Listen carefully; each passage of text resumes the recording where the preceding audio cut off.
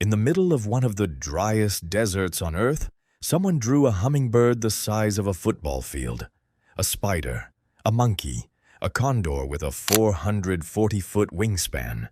You can't see any of them from the ground. They only make sense from the sky. And the people who made them had no aircraft. So who were these drawings for? The Nazca Lines sit on a plateau in southern Peru, a barren, windless strip of desert called the Pampa, Colorada. They were created between 500 BC and 500 AD by the Nazca people, a civilization we know almost nothing about. There are over 800 straight lines. Some run perfectly for 30 miles without a single bend. 300 geometric shapes, 70 animal figures called geoglyphs. The method was simple. Scrape away the reddish surface rocks, expose the lighter ground beneath. That's it. What isn't simple is the scale, or the precision, or the fact that after 2,000 years, in a desert that gets almost zero rain and almost zero wind, they're perfectly preserved. The desert itself acts like a natural vault. Temperatures keep the lines stable. Almost nothing disturbs them. But here's what historians struggle to explain. The Nazca had no elevated viewpoint, no hills nearby, no technology to see what they were building from above. Yet every figure is geometrically accurate, proportional, deliberate.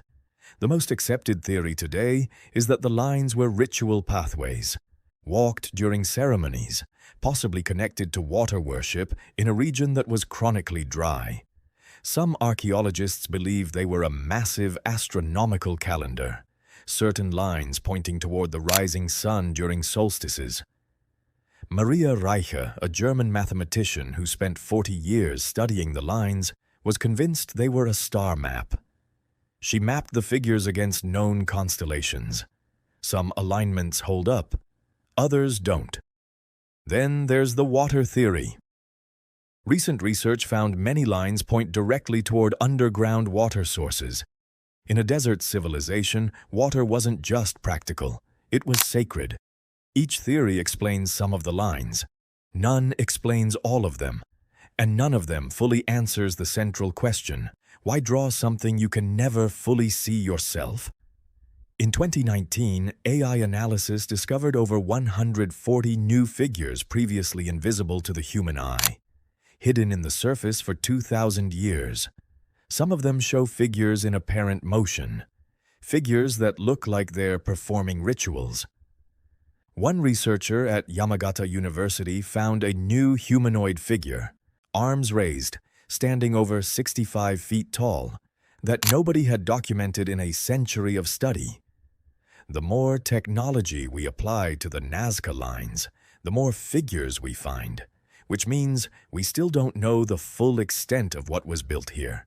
And we still don't know why a civilization with no flight, no satellites, and no way to see their own work from above chose to make it visible only from the sky. The Nazca Lines aren't a fringe mystery. They're a UNESCO World Heritage Site studied by serious archaeologists for over a century. And the honest answer, after all that study, is this: we have good guesses. We don't have answers. Something was being communicated here, something meant to be seen at a scale no human could witness.